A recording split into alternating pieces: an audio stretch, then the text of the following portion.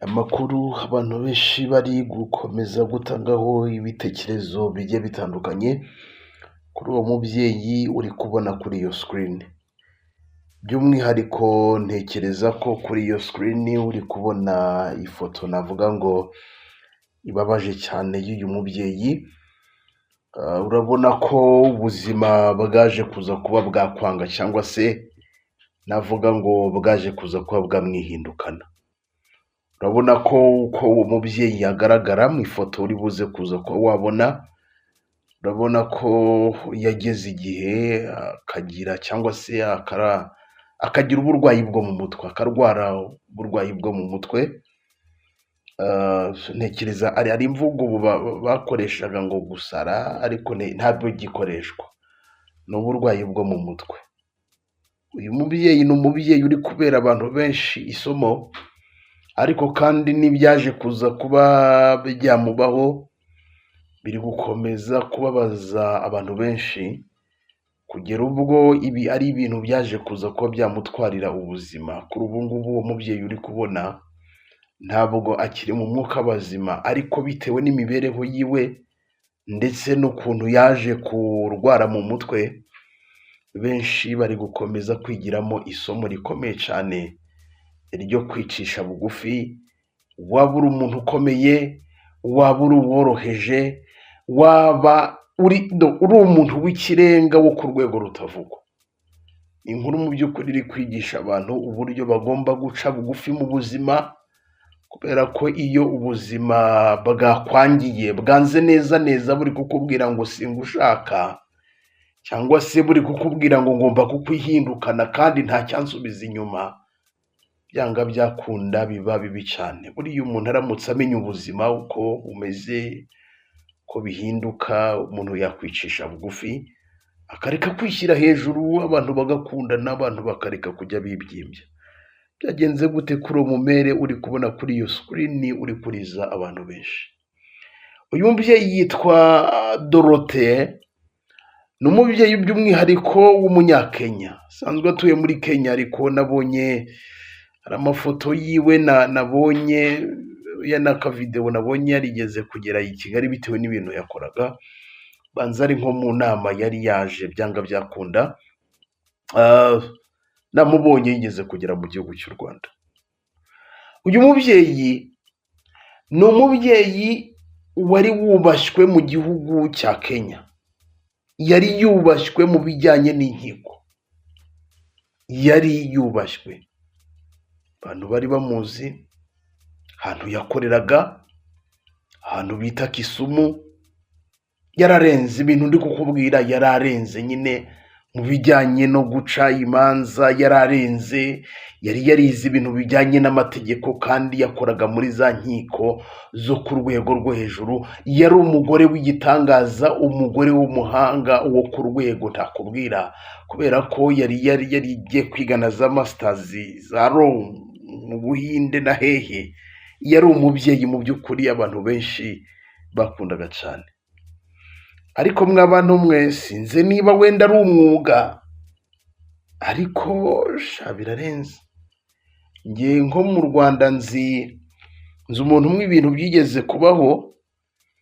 Hari umucamanza bigeze kubikora, hari ukuntu nyine uca imanza ugasanga umuntu ntanyuzwe, ugasanga arashaka gukoresha abadayimoni, ngo uriya mucamanza ngo ngomba kuzamugirayo. Mu Rwanda nzi kesi imwe y'umucamanza warwaye mu mutwe, nabwo hashize igihe, byanga byakunda, ntabwo kandi igihe gishize ntabwo kiri munsi y'imyaka nka 15 ibyo bintu mbimenye. Ntekereza ko ubu bitakibaho, hari abanyarwanda banyurwa, wamucira urubanza akanyurwaho kugira ngo ace hirya, ngo aramurugisha, ngo aragira gute, izo kesi imwe. So rero uyu mubyeyi wari ukomeye cyane mu bintu bijyanye n'amategeko, biravugwa ko ngo yaciriye abantu imanza, hanyuma abantu ntibanyurwa, bati oke tuzakugirayo. Barangije baragenda baramurogesha, arangije arwara mu mutwe. Urumva n'ayo mashuri yose yari yarize n'ibiki, ni umubyeyi bajyanye kwa muganga. Nyine ngira ngo urabona kuri iyo sikirini, urabona amaguru yarabyimbye, buri kimwe cyose nyine mw'abantu mu buzima tubamo ni ubwa feke pe, ni ubwa feke. Aragenda ajya ku muhanda pe, arwara mu mutwe, akajya yirirwa atora amashashi, ubuzima bwaranze neza neza. Barangije umubyeyi baramufata, bamujyana ku bitaro kugira ngo bamuvuze barebe ko yaba muzima. Ariko mbere yuko nanone ngo Sara yarafite ibintu by'amastress n'ibiki, mw'abantu mwe birarenze. Umubyeyi yarangije biba gutyo mu bitaro agezemo, bamwitaho ariko biranga, noneho birangira agize ibibazo bikomeye cyane bya mental health, birangira uyu mubyeyi apfiriye mu bitaro. Kuri ubu ngubu ntabwo akiri mu mwuka wazima. Nk'abantu uyu mubyeyi ngira ngo ubwabyo urabona ukuntu yagaragaraga, urabona ko ari umubyeyi ufatika, ni umubyeyi nyine uvuga uti kabisa ababyeyi, uyu ni umubyeyi pe. Ariko ibyamubayeho ni uko nguko byaje kuza kuba byamugendekera. Umubyeyi wari wubashywe muri sosiyete, ahantu yakoraga, abantu yakoranaga nabo, ni uko nguko byaje kuza kuba byamugendekera. Nk'abantu mwe benshi bari kwiga isomo rikomeye cyane. Kimwe mu bintu abantu bari kwiga mu bijyanye n'iyi nkuru y'uyu mubyeyi ni ukwirinda gukoresha power ufite wirata cyangwa se ukazikoresha mu nyungu zawe. Wenda niba ugomba gutanga ubutabera, ugatanga ubutabera ukabera. Ubwo sindi kuvuga wenda ngo mu bijyanye n'amategeko gusa, ujya n'ahandi hose n'abandi bantu batanga serivisi zigiye zitandukanye, ukumva ngo uri manager w'ahantu runaka ariko ukarenganya abantu. Abakozi bawe ukoresha ugasanga ni ikibazo, baraguhabye, mbese ni ikibazo, wirirwa bakata amafaranga n'ibyo batakoze, ibintu nk'ibyo ngibyo.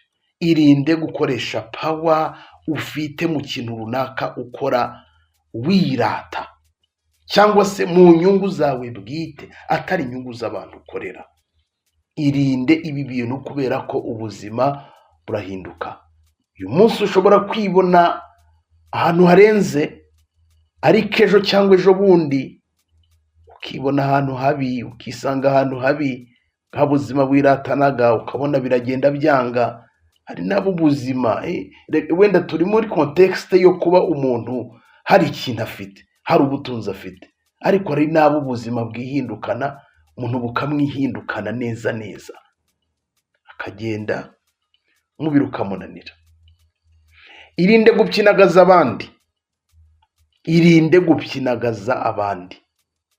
Ntukirate ngo njyewe, ngo mwene kanaka, ngo njyewe, ngo dufite ibifaranga, ngo dufite ibizungu, tugize gute.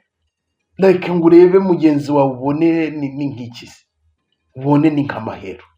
Irinde gupyinagaza abandi, haba mu kazi niba bakuriye, reka kubapyinagaza. Irinde gupyinagaza bagenzi bawe, mukundane, mugira urukundo. Ikindi kintu abantu benshi bari kwigira mu bijyanye n'iyi nkuru ni ukwiyoroshya. Navuga ko ari ibintu bisa nkaho bifitanye isano. Iyoroshye kubera ko nta kure Imana itakura umuntu, ndetse nta na kure umuntu aba yarageze Imana itamanura. Nta kure iraguhanandura ukavayo. Nta kure ibyo kuvuga ngo warakize, ngo njyewe ngo sinshobora gukena. Nta kure, ni mu masegonda nako kanya ufite byose bigatangira bikayoyoka. Bigatangira bikayoyoka, banki zikaza zigateza, mbese bikakubana ibibazo bikomeye cyane. Nk'abantu mwe umuntu ntamenya uko ibintu bigenze. Mwirinde mw'abantu mwe, ubuzima burahinduka. Uyu mubyeyi uburyo ubu buzima bwahindukanye uko byaba byaragenze kose, benshi bari gukomeza gukuramo isomo rikomeye, bagereranya aya mafoto abiri y'uburyo umubyeyi yagaragaraga, ndetse n'ubu ngubu imbere yo gupfa uburyo yararwaye mu mutwe yarabaye. Aya mafoto abantu bari kuyagereranya bakagira agahinda, bikabaha kwiyoroshya. Ikindi, ubundi niba uri umuyobozi, mu rurimi rw'icyongereza baravuga ngo leadership positions represent God. Ni ukuvuga ngo imyanya y'ubuyobozi burya iripresentinga Imana. Niba uzi kuyoboye abandi umenye ngo ufite inshingano Imana yaguhaye kuri abo bantu. Leadership positions represent God. Niba uri umucamanza, niba uzi ko hari aho uyoboye abantu, iyo ni inshingano Imana iba yaraguhaye kandi uripresentinga Imana kuri abo bantu, urayihagarariye. Kubera ko abantu uyoboye nubayobya ukabashyira mu bintu bita, ntabwo ari ko Imana ikora. Ugomba kuripresentinga Imana, kandi Imana isobanura ukuri. Mbyibuke, Imana ntisobanura ibinyoma, ibinyoma bisobanura Satani. Imana isobanura ibikorwa byiza, Imana isobanura kwiyoroshya, Imana isobanura byinshi byiza. So niba rero uyoboye abantu, please, uwo mwanya urimo uhagarariye Imana, uri umwambasaderi kuri abo bantu uyoboye. So ugomba kuyobora abantu neza, kubera ko amarira y'abo bantu uyoboye ashobora kukubera umugisha cyangwa se akakubera umuvumo, cyangwa se n'ibyo waba ushinzwe. N'ibyo waba ushinzwe byose upfa kuba ugira n'aho uhurira abantu, ndetse no muri sosiyete. Ushobora kuriza umuntu, amarira atakubera umuvumo akakubera umugisha. Ashobora kuba a blessing or a curse.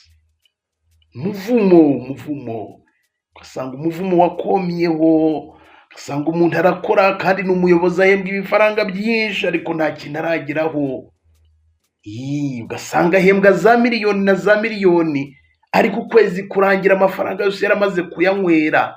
Ugasanga umuntu ahembwa za 700, 800 ariko ntushobora kujya kumubaza n'ibihumbi 10 ngo abikwereke, kubera ko akenshi ugasanga nyine ni cya kintu cy'imivumo. Hano yagiye ahura n'abantu agenda bababaza bagira gute, ugasanga imivumo yaramukurikiranye. So niba rero uri mu myanya y'ubuyobozi, menya ngo uri presenting Imana. Abantu bitwareho neza, kubera ko ayo marira ashobora kukubera umuvumo cyangwa se akakubera imigisha. Ariko kandi ni n'ikigaragaza ko iyo isi yashatse kukwigisha, nanone iyo yashatse kukwigisha, sinzi ahantu wabihungira. Iyo amasomo y'ubuzima yageze, simbizi, nzi ko nta hantu ushobora kubihungira. Rero abantu ntibiyoroshye, mw'abantu mwe bicishe bugufi. Ubuzima burahinduka, umubiri urahinduka. Ibyo uyu munsi waba utunze, ejo nta na tanu. Waba uri kwiratana imodoka ugendamo, ejo ugakora impanuka ukabisiga. Rwose waba uri kwiratana n'iyo rukururana, n'iyo fuso, n'iyo modoka yawe, igahirima. Mw'abantu mwe, ubuzima ni igisobanuro umuntu atajya ashobora kurangiza. Donc definition y'ubuzima wakwandika ibitabo ukarinda upfa bitararangira. Watangira ku munsi wa mbere ukamara imyaka wandika definition y'ubuzima, ugerageza kumva ngo ubuzima ni iki. Muri icyo gitabo ugashyiramo ingero zigiye zitandukanye. Ubuzima ni iki? Ni igitabo wakwandika. Donc mw'abantu mwe, ku buryo ntabwo wagisoza, ntabwo wazagisoza ni kugeza upfuye, kubera ko ubuzima ni amayobera. Ubuzima buracanganyitse. Ubuzima nta muhanga w'ubuzima, ntabwo byakunda ngo umenye ngo ubuzima ngo bumeze reka ngo umenye ejo ngo oya, ntabwo byakunda. Ubuzima ni uko nguko bumeze. So reka nsoreza aha. Tekereza ko mugize byinshi mutoramo, ndetse n'amasomo y'ubuzima mutora mu byabaye kuri uyu mubyeyi uri kubona kuri iyo screen. Imbuga nkoranyambaga zitandukanye ziri gukomeza kugarukaho. Hanyuma nsoreje, nitwa Shadu, iyi ni Shadu 250 TV. Niba utarakanda subscribe ubikore, tujye tubana mu nkuru n'ibiganiro tugenda tubagezaho 5 kuri 5.